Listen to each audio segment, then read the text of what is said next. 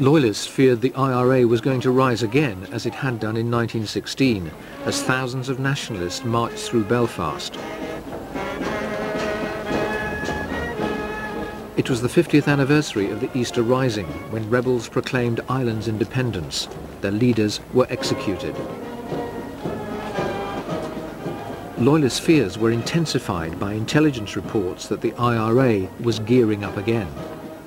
We had no reason to disbelieve what we were being told. You did believe at that Oh, time absolutely. Oh, absolutely. the IRA were a threat? Oh, absolutely, yes, completely. A month after the Easter commemoration, the UVF issued a chilling declaration. From this day we declare war against the IRA. Known IRA men will be executed mercilessly and without hesitation. Did you agree with that statement? Well, at that time, yes, oh, absolutely, yes. Executed mercilessly and without hesitation? Yes.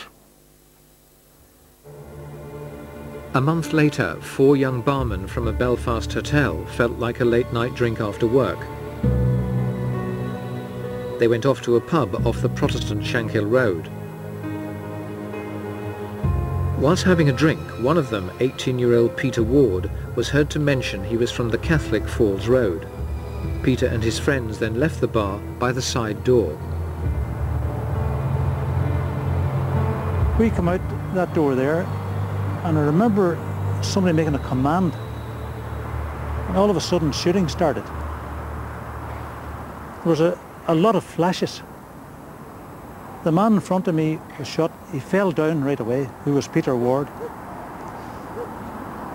I was next, so I got the full blast of the shooting. So I remember these people over the top of me, and after a while I let on I was dead. Shooting stopped.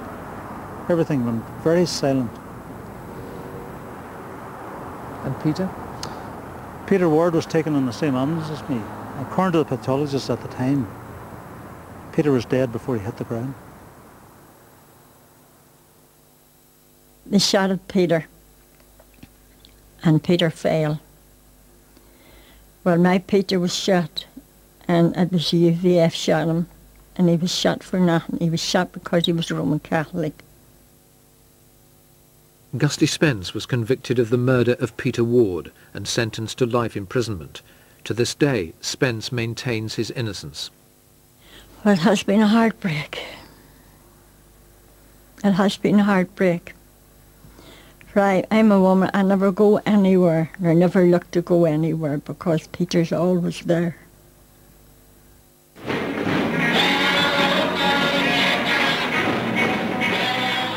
In 1966, the looming troubles seemed a world away to both communities.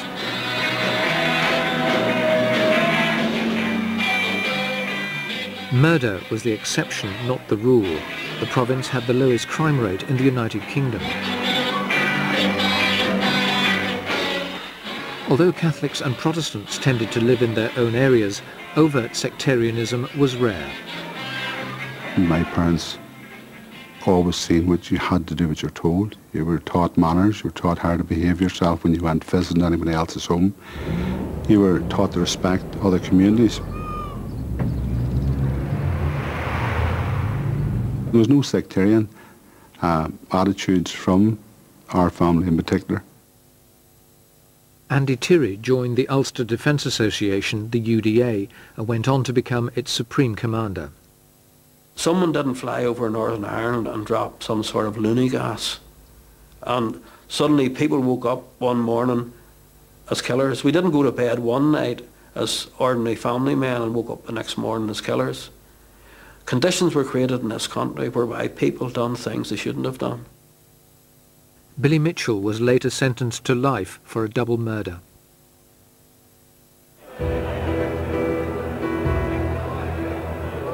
By the mid-60s, a fiery young Protestant preacher had emerged, called Ian Paisley.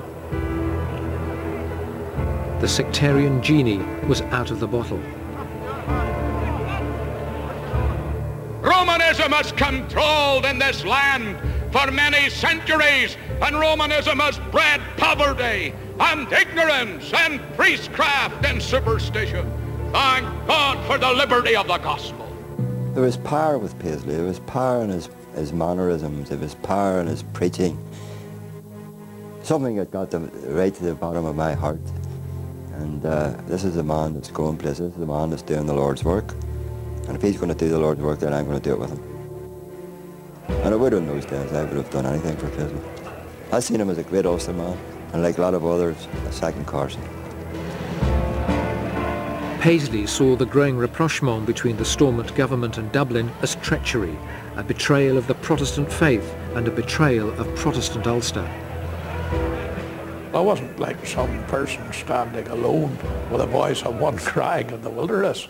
I was voicing the strong resentment of the Ulster people. Paisley was now bolstered by his own organisation, drawn from his own supporters, known as the Ulster Protestant Volunteers. One of the architects of the UPV had his own plans for it. My idea was to have this made up mainly of specials, ex-former specials, that at a snap of a finger and a secret code word, we could have had a private army, just like Carson did. To the young Nell Doherty, if the UPV was to defend Ulster, it needed arms. We needed shotguns, den guns, revolvers, explosives. I mean, we just needed the paraphernalia of weaponry.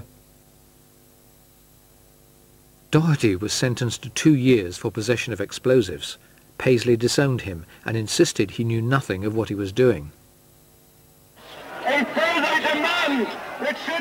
Nationalists took to the streets to demand civil rights. They'd had enough of being treated as second-class citizens. John Hume led from the front.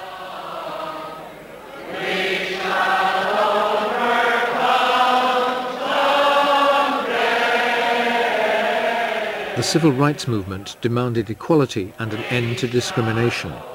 The Stormont government saw it as a direct challenge to its authority and had no doubt who was behind it.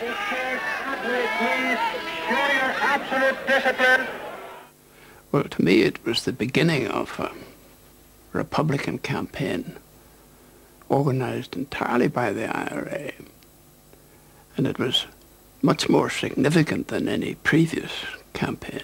It was a deliberate effort by the IRA to play a bigger part in the politics of Northern Ireland and the Irish Republic. It was seen by myself and fellow Unionists as a new means of overthrowing Northern Ireland and absorbing Northern Ireland into a united Ireland. It was seen as a nationalist plot to overthrow the state. Given the determination of the Stormont government to resist and the defiance of the marchers, violence was inevitable. When Bill Craig banned a march in Londonderry, the order was ignored. The mainly Protestant police took out their own anger and frustration.